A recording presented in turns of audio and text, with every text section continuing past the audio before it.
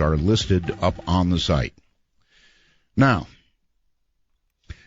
I think that's all the sites. The stream guys, of course, they carry the big heavy load to get to you. LV.net, they provide the back and forth internet that gets me on the air. And Peter Eberhard, of course, my sales guy, way up north in Alaska. I think that's it. All right, I've got a few things that I want to say. One, it looks like they found it, 370.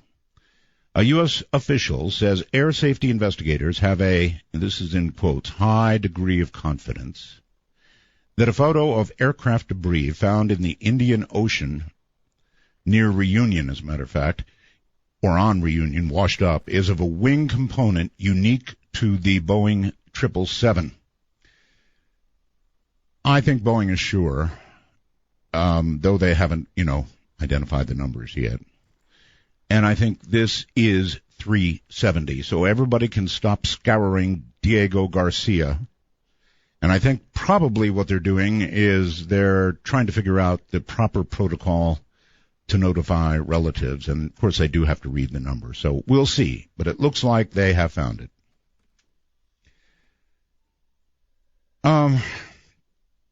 This goes to last night's show, and I want to read it, because I really think it does go to last night's show. Back in 2001, as part of Stephen Greer's disclosure project, you know Stephen, right? Sergeant First Class Clifford Stone blew the whistle on what he referred to as unacknowledged special access groups, or USAPs, within the U.S. government. Programs like this are commonly referred to as black projects or deep black programs, and they are of an extremely covert and secretive nature. Of course, unacknowledged special access programs are said to be highly compartmentalized, something I mentioned the other night, right? And even with those, the necessary security clearances can only access the information on a need-to-know basis, and you only need to know so much. They're hidden from public oversight and accounting. In other words, no watchdog committee watches over them. And they probably consume, for example, in 2013, Edward Snowden leaked secret government documentation that proved, A, they do exist, and B, we spent about $52.6 billion toward those operations in 2013. So that all goes back to last night's show. $52.6 billion. How many doctor's appointments would that be? And now something, by the way, coming up, of course, we have a guest tonight. Eventually we will be getting to him. Preston Dennett is my guest, and this may interest him. It interested me. He talks about ghosts. And this comes from anomalous.com. A lot of good things do. There's something notable about males and violence in real life, right? How many times does somebody walk in somewhere and start shooting? Usually it's a guy. But there is something notable about them. Afterlife. There's a study conducted by somebody named Eldonur Haraldsson, I believe it is, a psychologist at the University of Iceland, of all places, of 337 cases of people who have reported encounters with the dead. Quite a survey. The apparitions were mostly males, and it's where the cause of death was known. And in 30% of the cases, the person had died violently. That may not sound very significant. It's 30%, right? But the percentage of violent deaths in the study during the relevant time period, studies of reincarnation cases, most notably by the late Ian Stevenson, show the same pattern of mostly males being involved again and again and again. So, I guess mean in this life, mean in that life. And then there's no way I can let Cecil go without comment. Cecil the lion.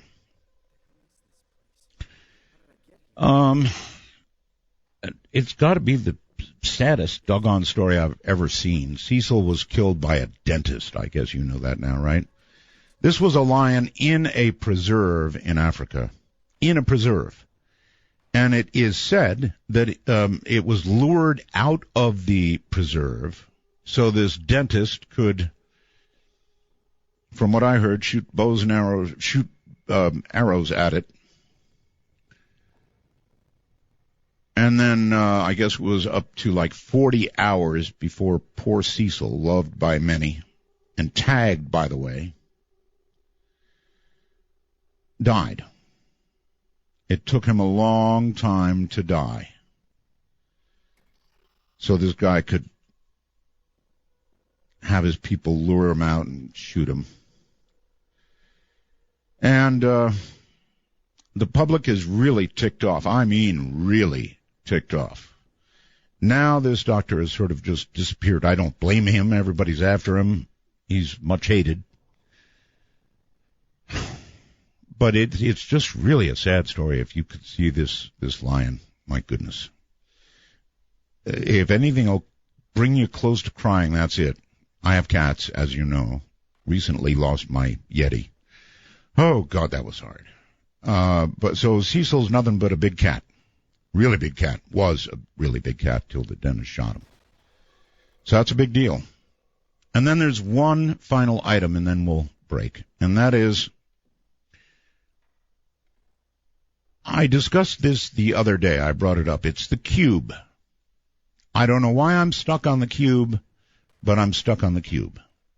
And I asked Keith to bring it to the top of the website, which he did. But then he thought I was done with it, and I was just going to discard the cube like it was nothing. And so he eliminated it from the website. And I called him today and said, Keith, where's the cube? I thought you were done with it. No, I'm far from done with the cube. And I'm going to discuss this with our guest coming up. No, I'm not done with the cube. I would like you all to go there and look at it, if you get a chance. These are still photographs taken, I might add, by many people. That's really important. Taken by many people. So please go take a look at it. And I think this is something serious. Maybe I'm wrong. Maybe I'm fooled. Maybe I am a fool. But it's being discarded by much of the UFO community. Why? Because, well, it's a cube.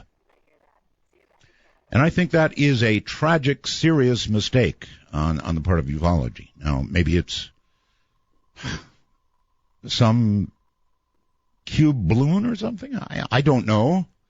But it's really odd. It doesn't belong. It certainly doesn't belong popping out of a cloud. Here's my thinking. Who are we to say that a UFO has got to look like a flying saucer? I mean, isn't it just silly to say that? For all we know, UFOs are invisible. Or UFOs are cubes. Or something else that doesn't make sense. I think this cube is extremely mysterious, real because many people got photographs from different locations. And it started me thinking, well, ufology seems to be sort of dismissing this, and I think it's because it's not a saucer. How could we possibly know how they think? How could we even guess what they might build? Isn't that rather, what's the right word? Egotistical of us, or earth-centered of us, or human-centered of us to be doing? I think there's something really there. And because it doesn't look like what we imagine, doesn't mean it isn't worth our attention. Go to artbell.com. You'll see it at the top. And you can hear the comments of the people. Well, all right. Coming up, Preston Dennett began investigating UFOs and the paranormal. Tonight, we're not going to concentrate so much on UFOs. Well, a little cube talk at the beginning. And then out of body. And maybe some ghosts. Anyway, he started all this back in '86 when he discovered that his family, friends, co-workers were having dramatic and unexplained encounters. Since then, he's interviewed hundreds of witnesses, investigated a wide variety of paranormal phenomena. He is a field investigator for the MUFON UFO network, a ghost hunter, a paranormal researcher, the author of 17 books and 100 articles. Wow. Been all over the place. Radio shows, TV shows, history channels, deep sea UFOs and UFO hunters. His research has been presented, for example, by the LA Times, LA Daily News, Dallas Morning News. You get the idea. All over the place. He's taught various classes on paranormal subjects and lectures across the U.S. He currently lives in Reseda, California, and he'll tell you all about his website. He will be here in a few moments. So take a look at the cube. Actually, two separate people who happen to catch good shots of the cube coming out of a cloud, or whatever it is it's doing. And I'm telling you, it's weird. Well, all right, on now to Preston Dennett. We're going to talk about a lot of things out of body, mainly, I think, but we're going to start with the cube. Hey, Preston. Hi, Art. How are you doing? I'm doing really well. You are in Reseda, California, right? That's right. Okay. I called you before the show, and I said, look at the cube. And I take it you did. I looked at the cube. Okay. Now, it doesn't look like a UFO. Well, in the strictest sense, I guess it does. It's unidentified and it appears to be flying. Other than that, though, it doesn't match up with the, what most people think it ought to look like, but it's weird. Really weird. Right. No, it's not silver or metallic. It's not saucer-shaped. It's not V-shaped. It's not, spherical. Right. These are the common ones that, I think we hear a lot of. Yes, but, they might not think like us, huh? Well, how could they possibly? I mean, by definition, they are alien. And this is one of the things that's really, I think, kind of frustrating and at the same time interesting about, investigating UFOs is the variety of these craft. Yes, we do get a lot of saucer shapes, but, I don't think there's a shape out there that, we haven't heard about, whether it's, crosses or donut shapes or crescent shapes or, it just goes on. I had one guy tell me, I don't know how to describe the shape. It wasn't octagonal. It had all these different sides that were, different lengths. It was very oddly shaped, like a lump. That's how he kind of described it. We seem to want it to be a saucer, Yeah, saucers are nice shapes, definitely. Very convenient, but certainly that's not the only thing people are seeing. I think that came from the early movies, science fiction movies that we had, because they were all saucers. Right. It's interesting because Kenneth Arnold, he didn't actually see saucers, and apparently the Roswell craft wasn't, technically a saucer. There you go. Right. So. You're absolutely right. Okay. Well, anyway, I really wanted to call attention to that. I want people to look at it. It is, to me, as much, if not more of a mystery than, stuff that's like a saucer. Yeah, you know what I like about the photograph actually is you can see this thing before it's fully formed. Oh yes. So it's as if it's interdimensional and coming into our yes physical space. That's the other thing. Who says their method of propulsion is remotely like anything we even imagine? It might have just materialized there. Right, but you can see it interacting with the cloud. Yes. It clearly looks like a very large object at quite a distance from the cameras. Yes. It would be hard to fake for sure. It would, and I don't think it was a fake. When people get it from different angles, I suppose it could be a fake craft, as it were, but it's not a fake photograph, that's for sure. Well, I listened to the interview, and you can tell the witnesses are obviously sincere. Yes. And with multiple witnesses, well, right off the bat, there you've got a good case. But it didn't go nuts like most things like that would, and I'm convinced the reason it didn't go nuts, even though it was covered, is because it didn't look right. Right. It's kind of Arthur C. Clarke, 2001, The Monolith. Kind of maybe it scared people a little bit. Exactly right. I'm getting a little notice of internet connection problem from you. But I don't hear it. You sound great. Yeah, I can hear you fine. Oh, well, so much for you, Skype. All right. Let's move to OBEs, and I really, really love the subject of OBEs, Preston. I only had one in my whole life. It happened when Ramona and I went to Paris, France. And it was amazing, Preston.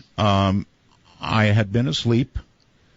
I woke up and it's like somebody snapped a switch.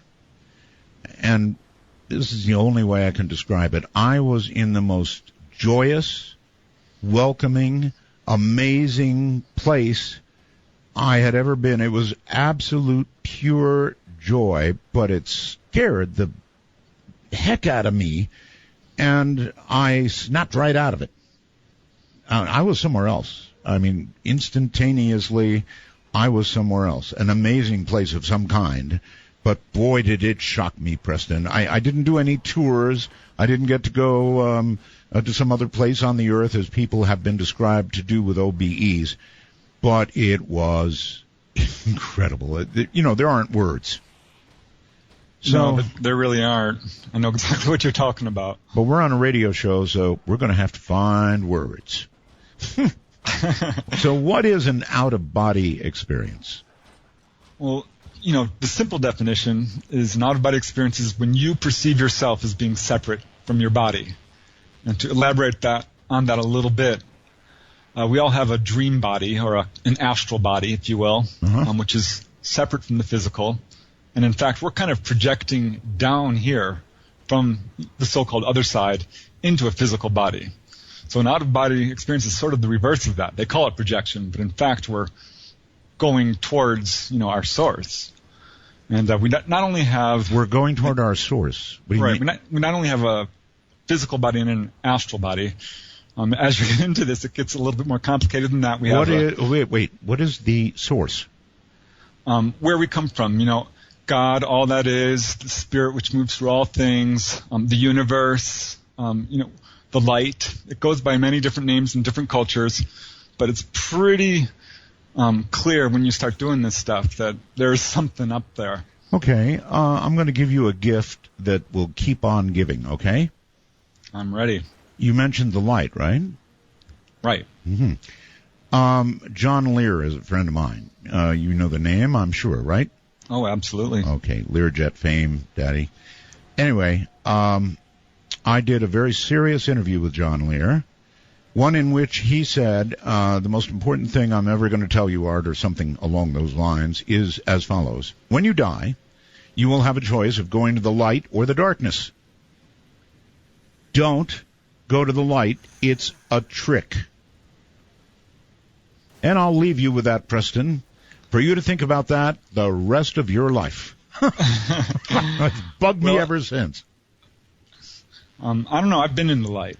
I've gone out of my body. I've done all of this. And, so you're here to say the light is the way. It's part of the universe. There's a source there. There's something really wonderful within, the so-called light that near-death experiencers are reporting. Absolutely. So, are you sure enough of the goodness of the light to say, John's all wet, go to the light? Go towards the light. Yeah. I think that you're going to be fine. What I would say when you're at that point, make the decision then. This is not something you don't want to do. I mean, if you're uncomfortable with it, see, this has turn away. Driven me nuts ever since. I mean, you make the wrong choice and there's no going back. Well, here's the problem. I mean, this is a big problem on the other side. People who don't go towards the light, who are stuck here on the physical plane as ghosts. And a lot of these people don't even know they're dead. And this actually turns up in pretty much every out-of-body book I've ever read. All right. Did you hear what I read at the beginning of the program about the study in Iceland of the people who died violently? Yes, I heard it. I'm like, yeah, this is a problem. So it's real. In other words, I've said jokingly a few times, nasty on this side, nasty on that side. You think some truth to that? Oh yeah, there's kind of levels of vibration, and if you are vibrating, with low-level emotions like lust or anger or greed or all of this kind of stuff, violence, you're not going to be able to move up to the higher realms where it vibrates much faster. It's much more beautiful. You have many more, what I would call, I guess, supernatural powers. This sort of thing. I've had the lust thing. Oh yeah, this is something that the astral body is actually called the desire body. And Really? This is something you'll find out pretty quick if you start doing this sort of stuff regularly, because this is where all your emotions come from, and your suppressions and anything you've really not dealt with. And when you pop out of body, this is not at all unusual for people to become absolutely terrified. Yeah. I get that. Or completely joyous, or consumed with lust, or the desire to eat food. It seems to me if you pop out of your body and then get consumed with lust, you're in real trouble because you need that body. Well, it's very much like having an erotic dream, you might say, except you're awake. Yeah, I get it, sure. It's actually a really wonderful experience because you can live out pretty much any fantasy you want. You can create feasts of food. You can do just about anything that you can think of. The power of thought on the other side is amazing. You just think it, and it has a huge effect. The way you're talking about it leaves not much question in anybody's mind. You've been there. I absolutely believe I have. I really do. I think that we actually all have out-of-body experiences, but the trick is really remembering them. And I'm not alone with this. This is what other out-of-body travelers say as well. Oh, really? Oh, yeah. Gee, I can't forget mine. It was so profound that I can't forget it. There are various tricks, aren't there, to getting out of your body. Let's go there. I have heard it said that, for example, feeling paralyzed and hearing a buzzing sound is very frequently something that precedes a possible OBE. Is it true? Right. That's called the vibratory state, and that means you're ready. You're actually feeling the higher vibration of the next dimension, which is what that is. So you're ready to go. It's basically just a process of relaxing till you get to that point. Okay, I've been there. I can't get past it. It's too scary. Yeah, there's a huge fear barrier which you have to get over and just do it. The thing to remember is you can't be hurt when you're out of body. It's a non-physical state. I know this is what everybody who talks about OBEs says. You can't be hurt. But I don't know. Let me ask you this. When you're out of body, is that, I hate to use this word, but I'm gonna, is that your soul that is separating from your body, in your opinion? I don't know if it's quite like that, rather than it's just sort of an awakening to what's already there, or kind of reaching out to the larger parts of yourself. To a certain extent, it feels like that. I mean, it feels like you are no longer in your body. If you get good at this, though, you can get to a point where you can do what's called bilocation. And I've had just a few tiny tastes of that. Do you think we have souls? Oh, yeah. Well, then, when you leave your body, would it be your guess that it is probably your soul that's a-leaving? We have to be a-leaving right now. We'll be right back in a few minutes. So relax, enjoy yourself. Okay, so I was talking about or asking about the soul, whether you thought the soul left the body when you leave the body. Right. Well, some people do call it soul travel. I really don't know. I'm kind of just telling you what I experienced. And, that's fair. So I can't really say that this is my soul, but I do feel like you have a separate body, a dream body, which has actually these amazing abilities, such as flying. Flying alone is worth the price of admission for doing this thing. Oh, yes. Oh, flying. Oh. I'm so into flying. And just sort of floating and flying around the buildings and the lakes and the trees and the forest. We all kind of want to do that, and how cool it must be. And you're claiming you have done it. Right, walk through walls, visit distant locations. I think a lot of people have had flying dreams, and this is a real close indicator that you're, close to remembering what's going on at night. We're all having these experiences each night. How do you know whether you're ready to walk through a wall? Well, you try it. It's a little disconcerting, I have to tell you at first. You're like, all right, I'm going to do it.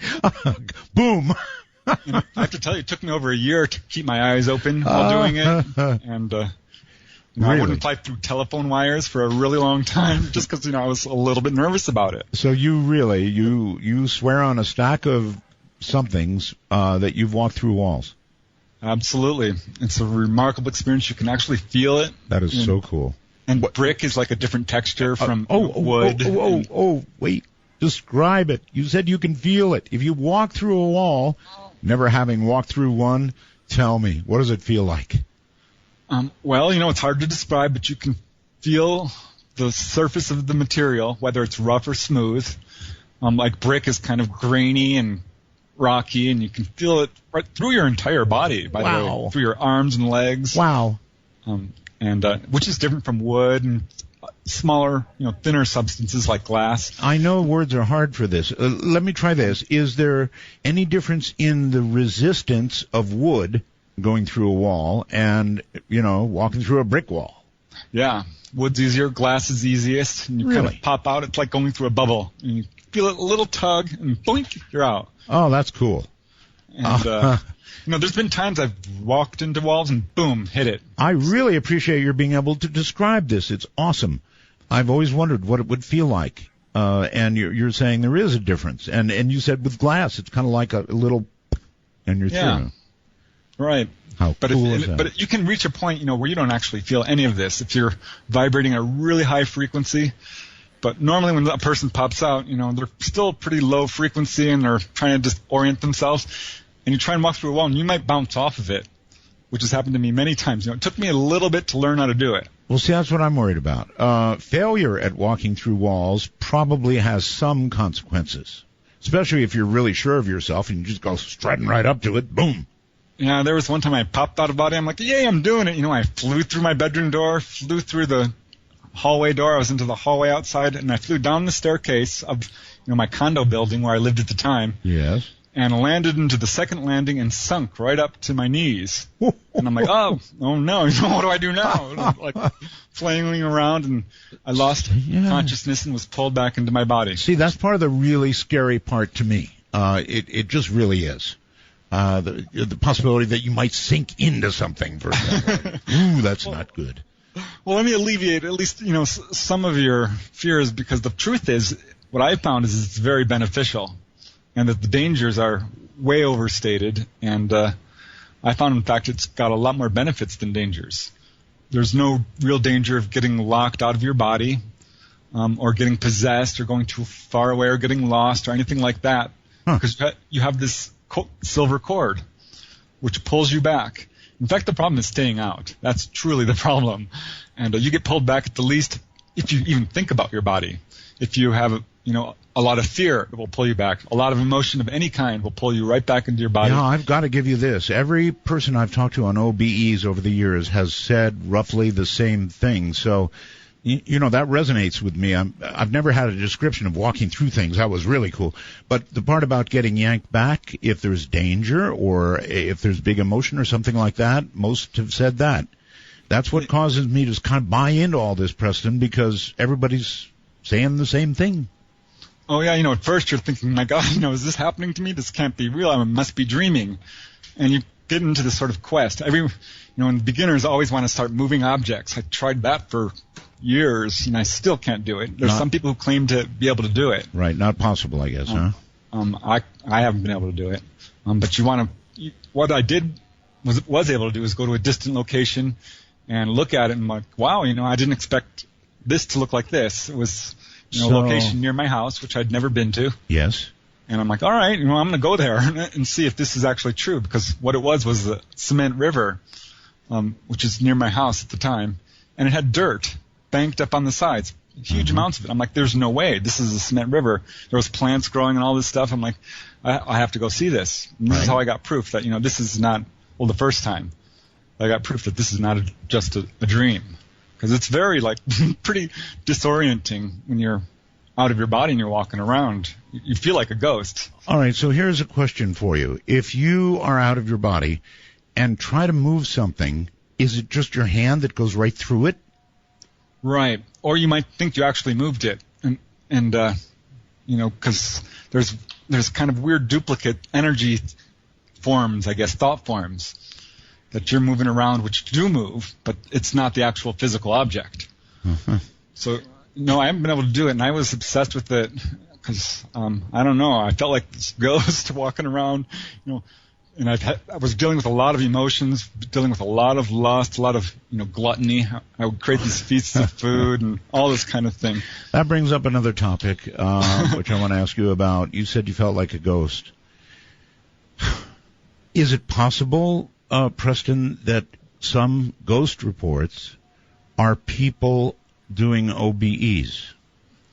I would be surprised if it wasn't the case. Really? I think that there's a few verified cases, not nearly as many as I would think would be out there, but almost certainly that has to be the case.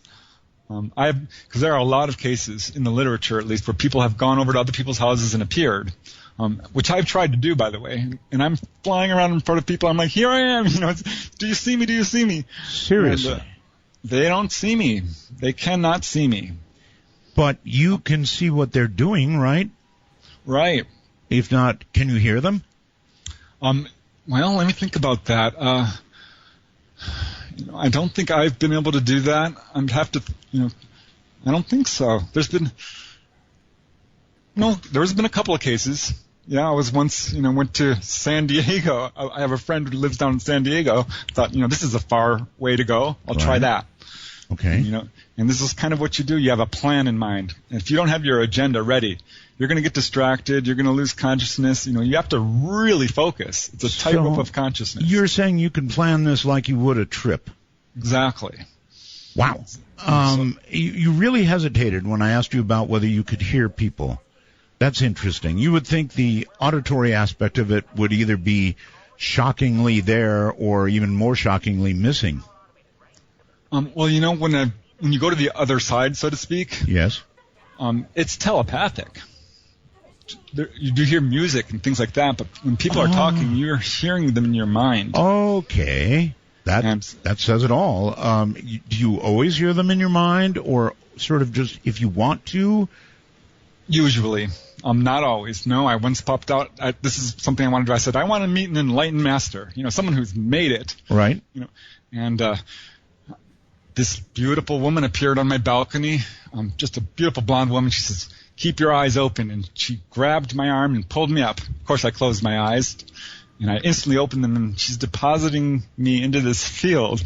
And there's this guy sitting on a chair who I'm presuming is, the enlightened master. Right. And he gives out this one weird sentence, which is what they do, these kind of koans or poems or something, little riddles. And it's really interesting what he says. He says, when you do something, do it absolutely. And he said it out loud, and he was punctuating each word. So it was an odd sentence for sure, which has hidden meaning to it, which I could talk about. Sure. The whole thing is just so astounding to me. How many times, Preston, have you done this? I mean, is it so many you can't count, or what? Well, I probably could count it, but it's got to be in the thousands there, consciously. I think, again, that's a trick question. Yeah, I don't mean it to be. I don't mean it to be. I really don't. I'm so curious about this, and of course, people are going to come forward and they're going to say, I want to do this so badly. How do I do it? Right. Well, for one thing, there's no real qualifications. All you need is the desire and the time to do it. You need to be open-minded enough to do it. Put in the discipline. I don't think there's any link to physical health, because some people who are really good at this have ill health and others are very healthy. And there's no real dangers, as I was talking about earlier. And the only real obstacles, I think, are that people are skeptical about it, or they're scared, or okay. All right. They're lazy. I'm going to pin you to the wall here. You said there's no real danger, and I've had other people say that to me too. So here's the question that I need an answer to. How do you know that some people who have left their body on this excursion into Joyville, wherever it is you're going, didn't have the cord snap, and we now regard those people who left us in such a way as having died in their sleep? I mean, Right. No, I can definitely speak to that. There is one case, supposedly where something like that presumably did happen, but it was only one. It's kind of what I would call an outlier. And one person did tell me that they had a similar experience. A friend of mine says it only takes one white crow to prove there's white crows. These are statistically insignificant, though. When you look at the hundreds and hundreds and hundreds of cases of people who are doing this, there are just a very small residue. Flying is safer, I know. And and anyone can do it. It's absolutely easy to do. All right, let's go back to this one that you know of, this outlier you called it. Right. All I can tell you about the case is supposedly this lady was proficient at doing out-of-body experiences and one day died at a young age. And there was no real link that they could make, specifically that she was out-of-body practicing at the time she was doing it. But it's one case we have of people who are really good at this and are doing it regularly, and they die at a young age mysteriously. Most of the people experience actually the opposite. I've got 20 cases now I'm worried of people who got healed of chronic illness, or healed of cancer, or healed of all kinds of illnesses, colds, healed of hip just from injury. being out of their bodies. Absolutely. Yeah, there's these energies on the other side. This is where your perfect body is. The astral body is the superior body. It doesn't age, and your physical body is kind of modeled after it.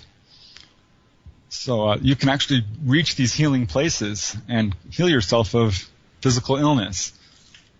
Now, see, that's making quite a claim. I've got 20 cases.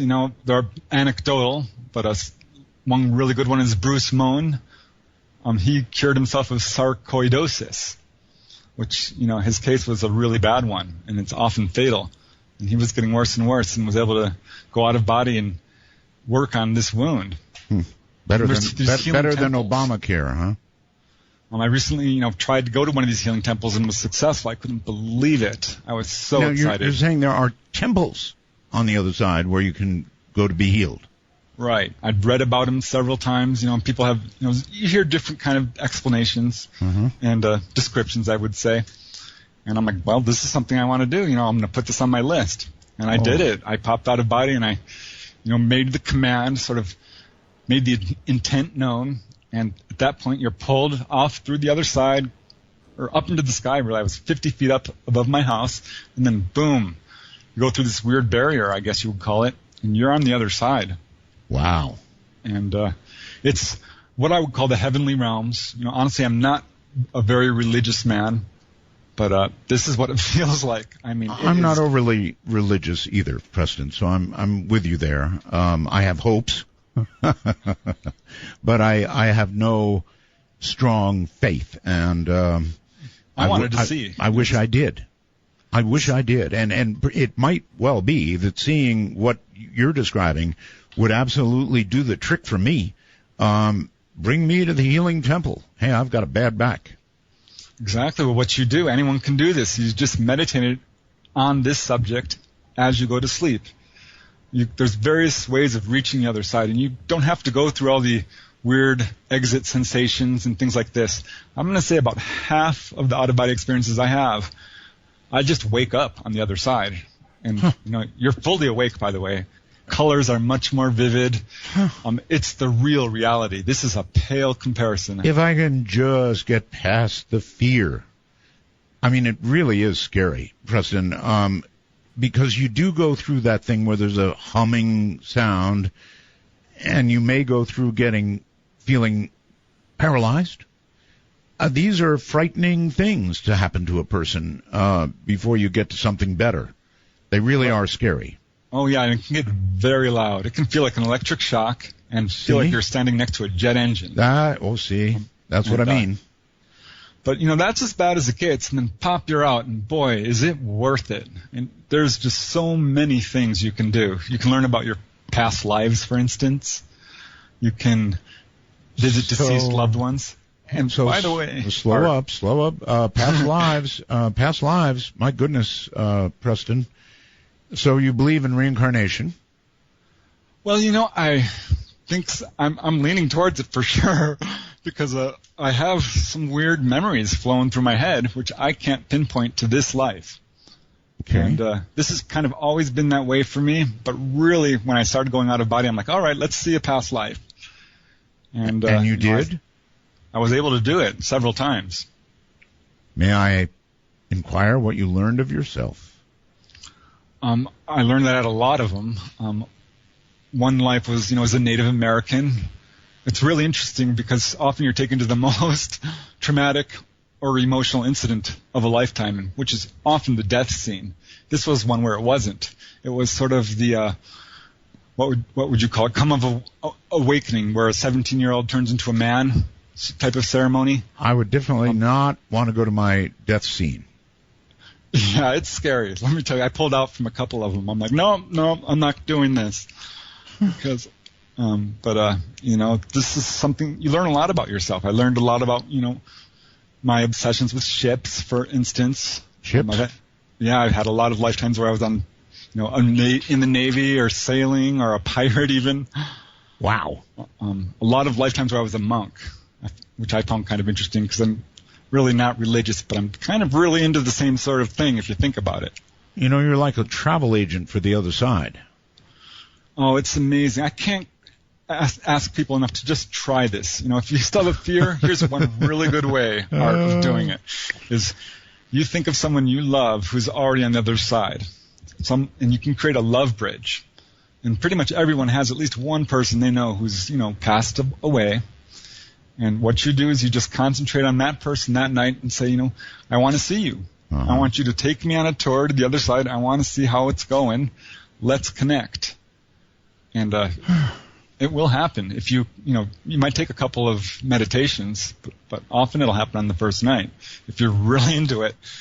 Well, I know a lot of people who have medical problems, take off to Bangkok in Thailand, get them taken care of, come home with extra money. That's one kind of travel for your health, and you're talking about an entirely different one, which is just so much harder for me. I can never get past that buzz. Just never get past it. Well, this is, of course, Midnight in the Desert. I'm Art Bell. Preston, with some exceptions, is telling me exactly what they've told me. I believe that this is the real thing. You really can do it, folks. I know it's scary, and I'm trying to talk you into something that I'm scared to death of myself, so that's probably uncool, but it really is the real thing. You just have to be able to get past this buzzing, get past this perhaps being paralyzed a little bit, and somehow launch yourself. And I guess it's like, Preston, like a learning experience. Once you've been out, second time is easier, third time easier, that kind of thing? Yeah, I would say that that's true. Though there are still times, I'll be like lying down, I'll just go to bed, and suddenly I feel the vibrations. I'm like, whoa, I'm still awake here. And I'm like, and I fly out. I'm like, whoa, and that's happened a couple of times. I do understand. Let's just one last time go back to the dangers, which there are no dangers except for that outlier, which is worrying me a little. So generally, any strong emotion, any fear is a strong emotion, any, anything will yank you back into your body and you will be awake immediately. Is that correct? Right. And, that, again, the problem is staying out. It's not that there aren't any dangers. You can pop out and there's hostile ghosts. Oh, now see? Now why did you tell me that? Hostile ghosts. Well, I want to be honest. Okay, well, Which thank has you. happened to me, a couple of times, but I just ran back to my body, basically. And that happens automatically. It's like, oh, no, I'm going back. Well... But, it was scary. It definitely was. Describe that one, if you would, please. Hostile ghosts. You popped... I'm sorry. I need to get oriented. I've got so many questions in my brain, and one is this. It seems to me that the time this occurs is in that, weird little time between consciousness and sleep. There's this little weird gray area, right? Well, that's the doorway to the, getting out of body. There you have sort it. of Yeah. hypnagogic state. Right. Which is where the magic is. That's where it happens, the crack between the worlds, so to Boy, speak. it's such a weird time, isn't it? Between when you're awake and when you're asleep. And I can tell when it's coming because I start having weird thoughts. Really just off-the-wall weird thoughts about weird things. And then I'm asleep. Right, I've tracked it very carefully. Suddenly your reasoning goes right out the window. Oh, yes. And you're just imagining things, and you're thinking they're real, and it becomes very kind of almost chaotic. So there's no dangers except, of course, dying because you didn't get snapped back and or manifesting before hostile ghosts. Right. Well, there was a time I would say I popped out of body, and I'm like, all right, I'm going to go. And I'm going to be totally honest with you. Usually when I go to the other side, it sort of happens automatically, or I do it by just flying real fast and saying, this is where I want to go. Right. And you pop out in these beautiful heavenly realms, or sometimes farther where it's even more amazing. But sometimes, you are kind of in between, and there's what you would call a darker place. Yes. Sort of a blackness, or the lower realms. And I visited these as well to a certain extent. Have you ever intentionally gone to those darker places? Yeah, and it was not nice. People were pushing and shoving, and you try and pull them out of this place, and they can't hear you. Really? And it's very uncomfortable, to say the least. But once I was flying out, and I felt some weird little creature grab my ankle. Oh. Well, this does not feel human. Let me tell you something. You have just scared away 70%, 80% of the people who were in your camp ready to try it. Women don't like to think about hostile things grabbing their ankles. They don't like it at all, I can tell you. I know how it sounds, and it did creep me out a little bit. I reached down and I felt its little fingers. Oh. And I peeled them off. You peeled them off? So in other words, you can, even though you can't move objects out of body, you can move other, dare I say it, other out-of-body entities. Yes. It feels real, in fact. There's not an experience on Earth that you can't duplicate, and it feels, if not real, even more real. You can interact with, if it's not the physical environment, an environment that's exactly like it. I mean, really, Preston, what is one of the scariest things you ever see in a movie? It's some lady standing there with this evil, probably detached hand headed toward her ankle, and everybody screams. So that's a rough one to get past. Yeah, well, I'm telling you, the benefits of this are so much better. Yeah, but as a travel agent, you might as well pull your shingle off your door. Talking about ankles. Ay, ay, ay. Okay, all right. So, that was one experience. And another, I'm going to be honest, which was unpleasant, was I flew out of my house, and there was 3 men there who were clearly hostile and wanted to hurt me. Not the 3 wise men. No, these were not wise men. These were murderers. These were thieves. These were N-words. I mean, these people were vile. Lovely. So I'm like, all right, I'm leaving. Probably all 3 of them products of having died violently. And, God, that was an interesting story, wasn't it? Iceland. Right. Of all places, Iceland. It certainly touched a nerve, because there's, as I said, a lot of ghost problems out there. In fact, if a person does this astral travel, at some point you're going to be called on to save a lost soul. I'm like, hey, that hasn't happened to me, so I did it. I did it intentionally, and it was amazing. I found this lost. I was taken actually to this girl who had apparently suffocated under her house. I had the impression that she was murdered, but I couldn't say how. But she was scared. I'm just terrified, and I'm like, it's okay, come with me. And she wouldn't. I'm like, your mommy wants to see you. Right. And that sort of, got her. She's like, yeah, really? And I'm like, yeah, I'll take you to your mommy. And I'm just, winging it, because I didn't know what to say. She was a poor little girl. I felt terrible. That's what every bad guy going after a poor little girl says. I'm going to take you to your mommy. Yeah, well, somehow I was able to convince her, the poor thing. She took my hand. I could feel it And I've read a lot about this, that it's, wow. At some point they disappear, and you want to pay very close attention.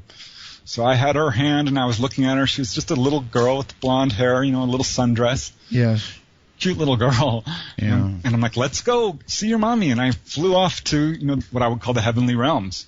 And boom, no sooner was I kind of right through that barrier and into this pastoral place where she was gone. See, you had me during the first hour. You had me cold. I was ready to try it again, and now you've lost me. Pastoral place where she was gone. See, you had me during the first hour.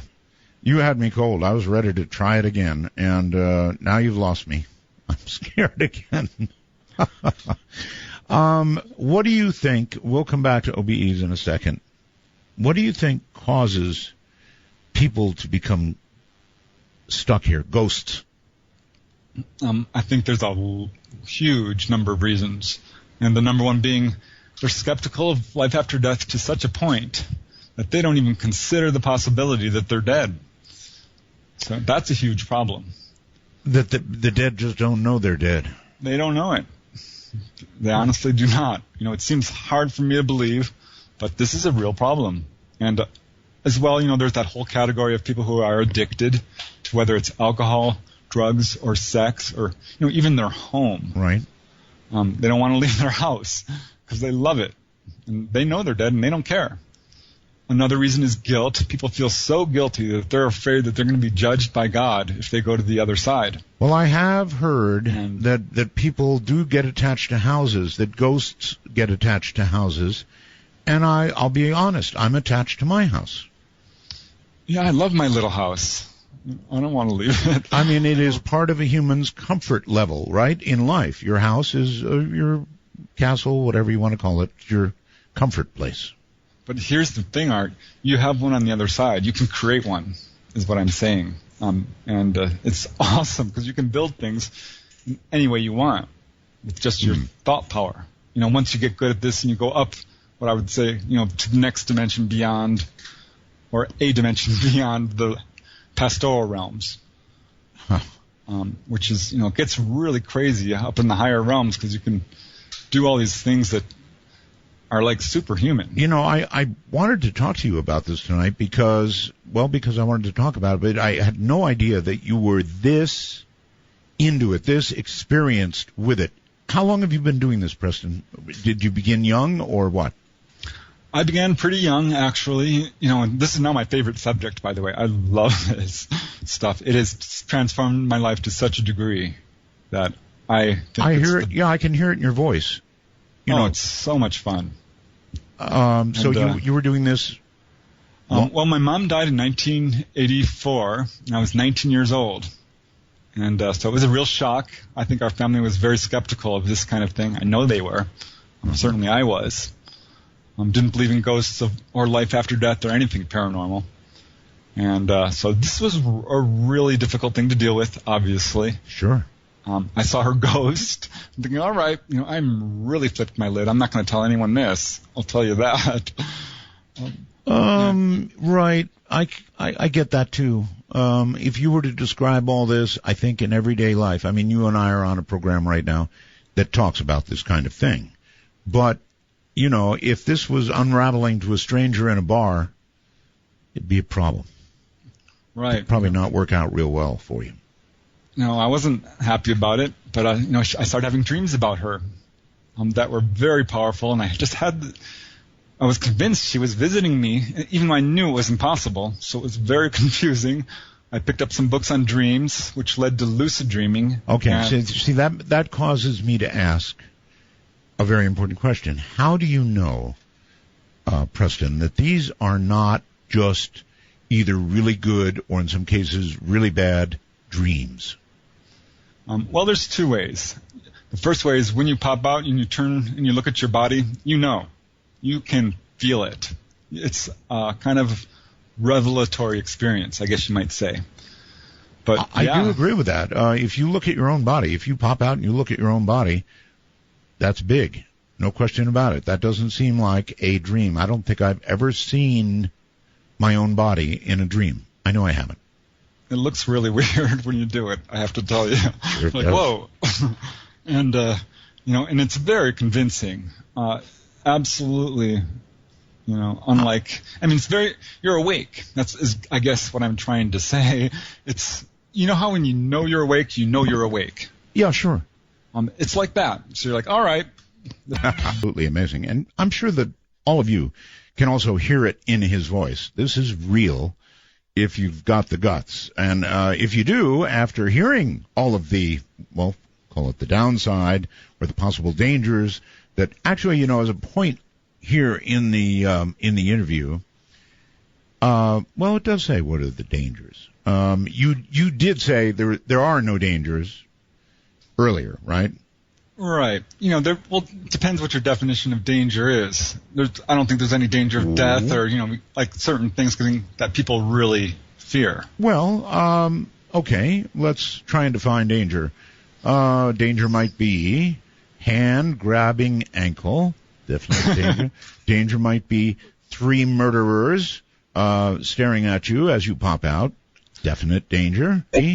Hand grabbing ankle. Definite danger. Danger might be 3 murderers staring at you as you pop out. Definite danger. Danger might be the line breaks and you can't get back to your body, as in somebody died in their sleep. I can't get past that one, Preston. A lot of people die in their sleep, and how is it that we can know that they are not victims of a snapped cord? Well, we can't. I don't know. All I can tell you is that the evidence of people who are doing this regularly are showing a lot of benefits. And the dangers of, getting possessed or getting locked out or all of this is way overblown. I'm not seeing it. Well, I will give you this. It seems to me that that most people have a positive experience. I just always meditated on that. People do die in their sleep, and no, the cord never snaps. Well, not for those who live. Excuse me. So mostly it's a good deal, folks. Give it a try. And so now describe, if you would, Preston, how it actually is done. When you get to that magic little place and you feel yourself slipping towards sleep, and instead of sleeping, you want to leave your body, what's the key? Right. Well, the way to slip to that magical place is you relax to the point where you start to feel one of several sensations. Now, this could be numbness, this could be lightness, or even a feeling of heaviness. Mm-hmm. You want to get to that place where you don't even know where your arms and legs are. You're lying there in bed like, where are my arms and legs? You want to get really relaxed. Profoundly relaxed. Okay. Sometimes it takes me, 20 minutes. And if you start feeling this vibration, this is excellent news. And yes, it can get very loud.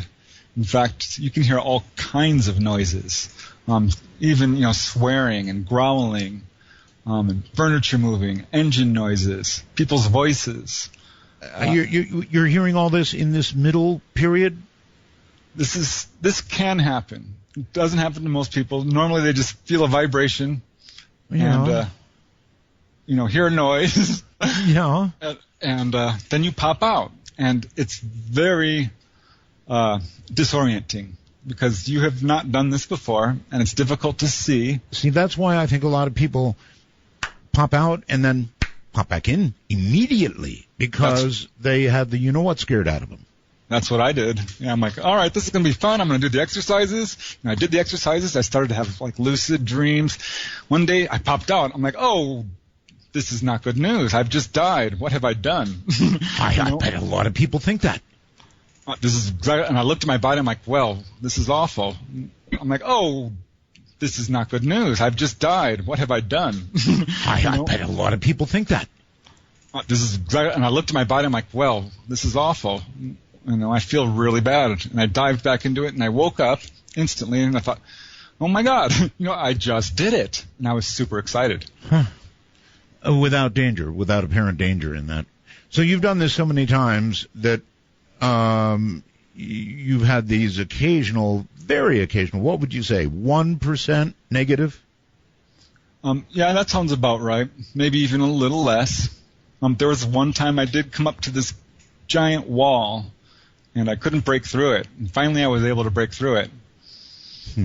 So that was a little disconcerting, but I just broke through it. You know? Yeah, you're supposed to be able to go through anything, sort of. Yeah, this was a barrier between the dimensions. Wow. All right, and you also say, or you pose a question about the deceased. You're suggesting that you can visit with those who have passed. Right. That says so much. I mean, if you can do that, then, my goodness, Preston, you really are in the place where the light is, in the place where you'll ultimately go. Otherwise, how can you see those who have passed?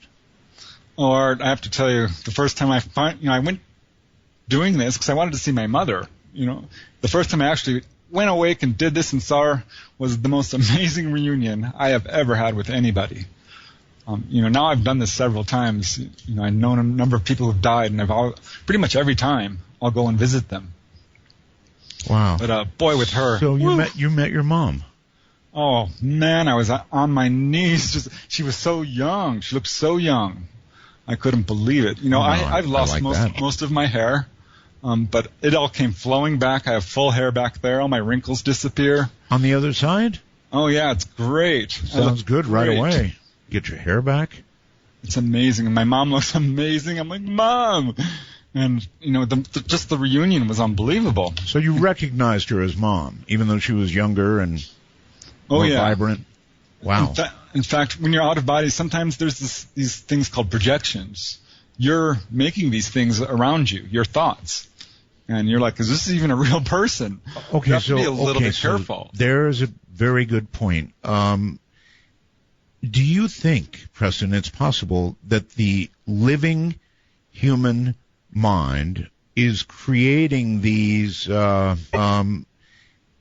you think, Preston, it's possible that the living human mind is creating these... what's the right word for it? Star Trek had a word for it, I think. Materializations? Or... No. These worlds, I mean, I guess the question is it possible it's just your own human mind in some sort of mode to create a hologram? Well, to a certain extent, yes, because the universe is composed of our thoughts. And that's what it comes down to. This physical world is actually a projection. Right. You have thoughts of your mom, right? When she was young, or not? Oh, yeah. Yeah, absolutely. The proof that this isn't coming from a living mind, though, I think is pretty extensive. We have a lot of people visiting these locations on the other side, and they're describing the same type of thing. The people are getting information that they couldn't have gotten any other way, you know, about the deceased and things like this. Okay, that's an interesting question. And proof. In other words, how many times has somebody gone to the other side and come back with, you know, some piece of information that amounts to proof because it could not have been known in any other way? Yep, happened to me. Couldn't believe it. I popped out and I'm on the other side walking around, and I'm like, this is the bright place. You know, this is where I usually go and, you know, to meet people who've died. It's very bright. And there was my friend Rex. I'm like, Rex? You know, what in God's name are you doing here? He was alive. You know, I'm like, what? You know, he was looking great. Normally, he's in pretty bad health. Hunched over, has stomach problems, but by no means, you know, super severe to the point of, you know, death or anything like this. And you're saying he was at that time still among the living? Well, I came back to my body. I'm like, oh my God, you know, do I call him? You know, I should call him. Right. He was actually my father's friend. I don't know him that well. Right. I'm like, well, you know, I don't really know him. Well, he called, or his family called us. He had had a stroke, and he was non-responsive. He was, you know, in a coma there for a while. He eventually did recover. Wow. But, wow, he looked great there on the other side, I have to tell you. How soon after you came back did he have that stroke? Well, he had already had the stroke. Already? Yeah, but I did not know it. So he was sort of a little bit here and a little bit there, in a way. I think that's what it was. Absolutely. Yeah. It was the place where I always see these people, who have passed on. Usually. I had a friend who died of alcoholism. And a very close friend, by the way. It was tragic. And I'm like, well, I don't know how this is going to go. Right. And I'm like, but I'm going to try. And about, a couple of weeks after he died, I gave him a little bit of time. I popped out. It kind of happened naturally. And I found myself in this very dark place, one of the much lower realms. And he was not a happy man. He did not look well. And he told me, I'm not ready. He kept saying, I'm not ready. I could not do anything for him. So that was terrible. I came back not feeling well. I'm like, oh no, I can't tell anyone this, his family or anyone. You should have said something to him about the clinic on the other side. Right? Well, I prayed for him, is what I did, and I went back, I sent him, I guess, what you call love energy. Okay, all of these experiences you've had on the other side, Preston, was there ever a sign of what, we all think of as God or a God? Oh, yeah. Oh? Yeah. I think the higher you go, it starts to permeate the atmosphere. It starts to glow and sparkle in a way that you're like, all right, this is like the source. I went to the light. I'm like, all right, I want to try the light. Right. I did that. I basked in it. I'm like, wow, this is lovely. I love. But it was kind of like a sauna. It's like beautiful, lots of love. It was great. A sauna. But I didn't stay there. Right. If you did, I doubt I'd be interviewing you right now. Preston Dennett is my guest. This, of course, is Midnight in the Desert. I'm Art Bell. It's time for the talk. I'm going to open the lines because Preston Dennett is so fascinating. I know that some of you have questions. So here's the talk. The best way to reach us is Skype. It is the cleanest way, actually. If you can get a good Skype connection, for example, on a smartphone, doesn't matter whether you've got an iPhone or whatever kind of smartphone you have. Android, doesn't matter.